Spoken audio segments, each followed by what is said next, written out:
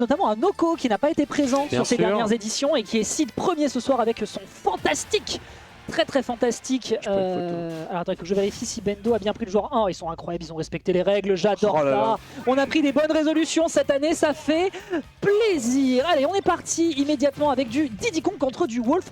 On voit plus trop de Wolf. Hein. Jacques a fait un placement correct lors du LMBM.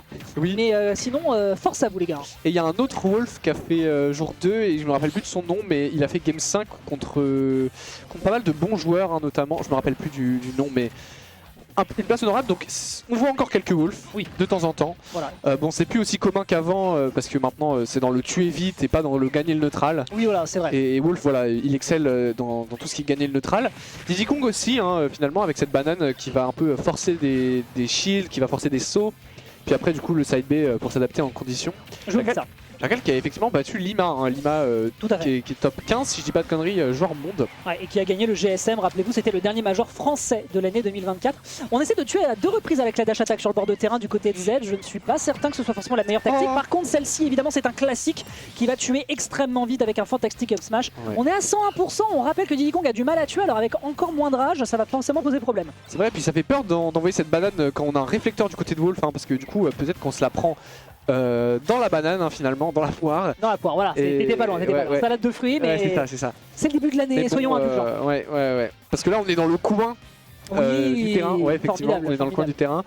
Et on veut pas se fendre la... Là, on va pas se fendre la poire sur ce smash. Il rigole pas. Beaucoup dans la pomme. Non, Bendo, quand il s'y met, clairement, il a pas du tout envie de rigoler. D'autant plus que c'est un joueur moi, que j'ai eu l'occasion d'affronter qui est vraiment correct avec son Diddy Kong. Il a une bonne gestion, notamment de ses placements et déplacements. Hein. C'est l'un des grands points forts du perso. On pense au side B, on pense au fait de pouvoir justement mix-up en faisant croire à l'adversaire qu'on attaque. Oups, il y a un commandement. Le catch était absolument phénoménal du côté de Z. Et c'était une très bonne prise d'avance. On a déjà une stock à rattraper du côté de Bendo. Ça peut être problématique au vu du kill power du personnage, surtout face à un Wolf. Oh, c'était sexy, moi j'ai kiffé. Franchement, c'était pas true, mais c'était pas mal. Bon positionnement, bravo au Z qui nous trouve du coup après une avance considérable. On l'envoie ce S-Smash un peu au cas où de roll-in. Là on peut se permettre beaucoup plus d'erreurs hein, parce que tu vois, on a tellement d'avantages et Diddy Kong, quand il perd comme ça, il peut plus trop mener son jeu de ah j'ai la banane, tu vas devoir approcher.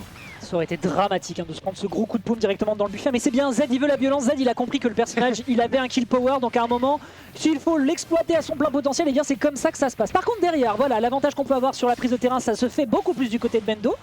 Après il y a beaucoup d'efforts à faire, prendre seulement 66% dans un échange tel que celui-ci en étant déjà à 136% avec derrière le tilt. Magnifique. Ça ne permettra malheureusement pas de revenir sur le stage et donc de concéder cette première game. Oui, n'oubliez pas Dex 2025. C'est bien parce que Z il a recours à la violence. Voilà. Voilà, c'est ça. Au cas où vous voulez cancel. Soyez donc violents, mesdames et messieurs, pour cette résolution 2025. La violence sera le bon choix qui sera formulé par. Bah, en tout cas, sur cette game 1, oui. Sur cette game 1, c'est sûr. En fait, au-delà même de la violence, c'est surtout aussi des timings qui ont été phénoménaux. Le fait de voir que l'adversaire ne peut pas prendre tout de suite le stage et balancer directement un gros down smash des familles, c'était clairement pour le spectacle et pour un démarrage de 2025. Franchement, moi j'applaudis. C'est vrai que c'est le premier set de 2025. Quel honneur! Quel honneur sur cette Knockout Zone 50 d'être le premier set et de l'année et un peu voilà, 50 c'est un chiffre un peu chouette. Voilà. C'est la moitié de 100 finalement. Effectivement, c'est un quart de 200. C'est exactement ça. Et puis c'était le double de 25 aussi. Voilà, c'est le double de 25 et c'est 1 millième de Dakpo. Dakpo qui n'aura pas réussi à faire ça. Tu l'as appelé? Le Dakpo combo, ouais. C'est Dakpo qui a sorti ce truc là au démarrage d'Ultimate. Ça marche, je vais pas tarder à aller faire ma game, on va finir ce set, ça devrait être assez expéditif. Un petit jeu de juggle qui est proposé pour l'instant du côté de Z qui emprisonne cet adversaire dans une cage à l'image de cette plateforme de SBF qui pour le moment lui pose un poil souci, mais on discute et c'est aussi l'avantage de Diddy Kong, c'est que des toutes petites interactions permettent déjà de prendre un lead timide mais qui est présent. Ah, gros donneur, c'est rare hein. Quand je te dis que c'est un joueur qui veut la violence, très belle spot dodge, hein. C'était la meilleure option à aller chercher après ce commit. Oh là, il n'y a plus de saut. On dépense son side B, est-ce qu'on se fera tout crème? Non, parce que c'est pas le meilleur coup. Mais cette triple roll avec le up smash qui prend la première stock une fois de plus.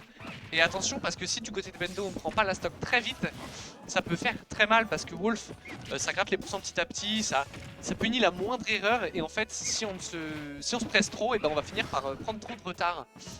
du côté de Bendo. Heureusement, on s'adapte. Cette banane, Let's go. smash, magnifique. Seulement 27% de retard sur ces deux stocks là de chaque côté. C'est magnifique. Après voilà, bon, Wolf a quand même un plus gros kill power que Diddy Kong. Mais pour l'instant, on est quand même fun. Donc, oui, ça se passe globalement bien. C'est une avance toute timide. Oh, on n'arrivera pas à trouver ici ce down tilt dash, enfin ce down throw dash attack qui est la classico du personnage.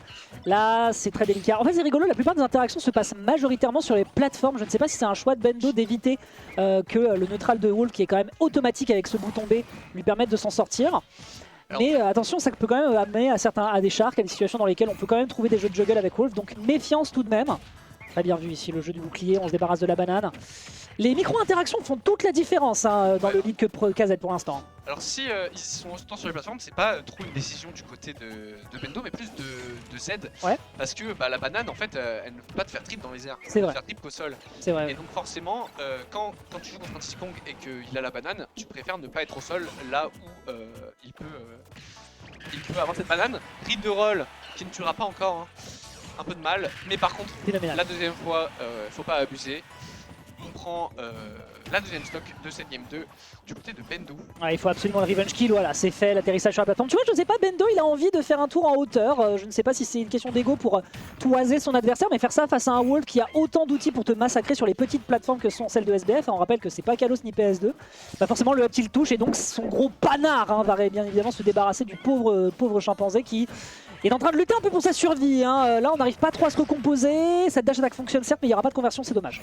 C'est dommage, et puis petit à petit, en fait, plus on doit approcher du côté de Diddy Kong, plus c'est les problèmes, parce que Wolf, quant à lui, il peut très vite avec peut-être un forward back, non, pas encore, mais un ledge trap avec un F smash, un down smash, ça va très vite, alors que Diddy Kong doit prendre son temps pour bien calculer tous ses mouvements, ses positionnements. Est-ce qu'on aurait droit à un air d'air bord de stage de la part du Diddy Kong pour début d'année, s'il vous plaît? Ça me ferait plaisir. Bendo, si tu nous entends, bord de terrain, air d'air. On ne demande que ça. Après là il est un peu dans les problèmes. Je pense que là il se concentre surtout pour faire en sorte qu'il se fasse pas trop roussir le poil par son adversaire. Non, backthrow, attention, est-ce que... Oh, dommage, on n'a pas de donner. Non, là déjà on trouvera pas Nerder. Ça tue ça. Le backer qui va tuer, bien joué à Bendo.